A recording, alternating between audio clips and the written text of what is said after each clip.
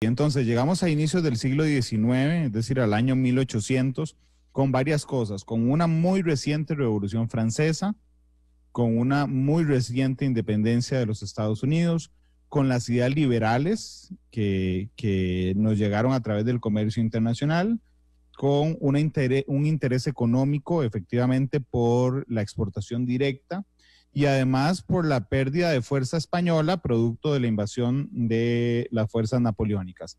Así empieza el siglo XIX en Centroamérica y entonces empiezan los movimientos antiespañolistas.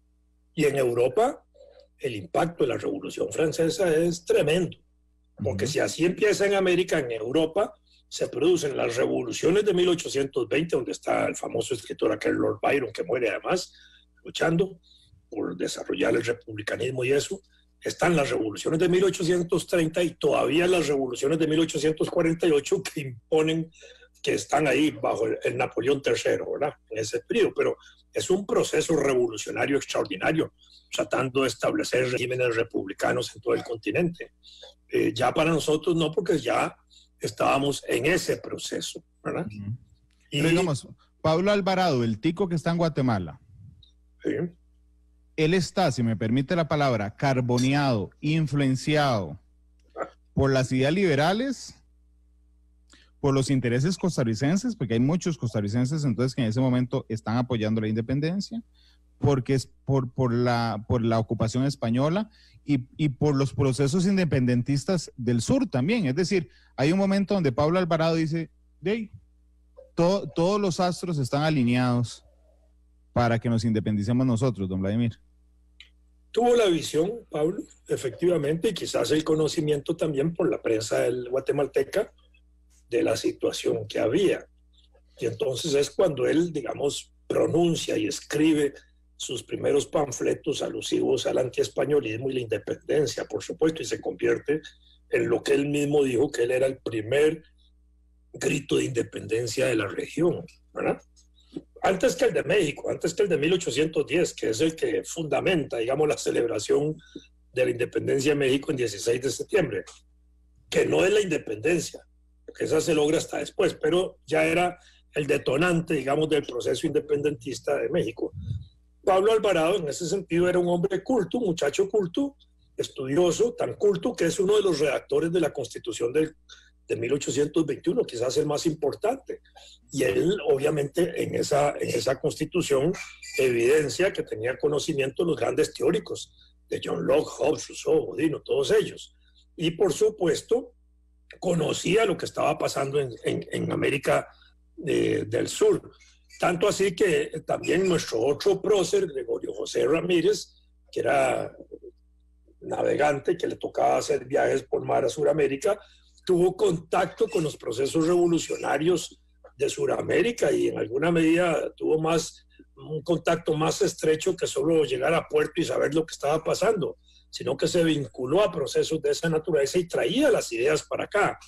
Y por otro lado estaba el bachiller Francisco José Osejo, desde la Casa de Enseñanza de 1814, promoviendo también ideas liberales y de corte republicano. Entonces, en la formación esa de Pablo, aunque Pablo se había ido antes de la Casa de la Enseñanza de Santo Tomás, porque ya estaba en 1808 en Guatemala sí había una efervescencia importante de ideas y la prensa era muy dinámica en aquella época.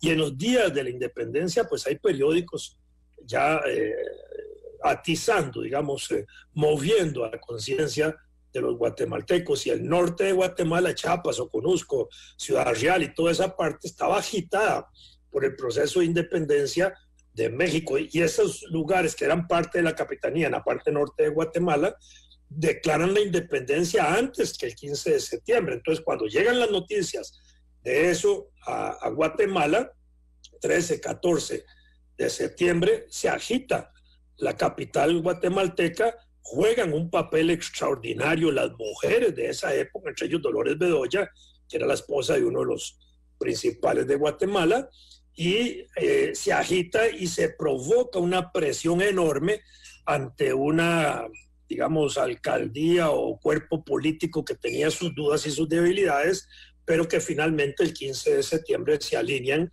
en la proclamación de la independencia. Por eso declaran la independencia de Guatemala. En ese momento nosotros no teníamos representante costarricense ahí en la Diputación de Guatemala, y entonces la declaratoria es solo Guatemala y se comunica al resto de las regiones de Centroamérica. Pero sí hubo una agitación importante, incluso con participación de mujeres en esa lucha intensa que había en Guatemala especialmente. Ok, yo quiero subrayar 4 nombres que nos ha brindado en los últimos minutos don Vladimir. Pablo Alvarado Bonilla, cartaginés. Total. Que se va a estudiar, está en Guatemala, un hombre culto, estudioso, el primero que empieza proclamando la independencia de Centroamérica y que... Estudiaba medicina. ¿Perdón? Estudiaba medicina. Sí, el doctor Pablo Alvarado Bonilla. Sí, pero que es interesante porque a veces uno piensa que alguien que estudia medicina no se interesa en los problemas políticos. Sí se interesaba, claro. Ok, ahí está Pablo Alvarado Bonilla, Gregorio José Ramírez. Nuestro, sí. Costarricense, navegante, quien tuvo que navegar a Sudamérica, entendió... Se estrechó con los movimientos independentistas suramericanos y regresó con esas ideas. Francisco José Osejo, costarricense también, que empezó a proclamar las ideas liberales. Okay. Dolores Bedoya, guatemalteca, que presionó muchísimo, entiendo, don Vladimir, entonces, los días antes del 15 de septiembre.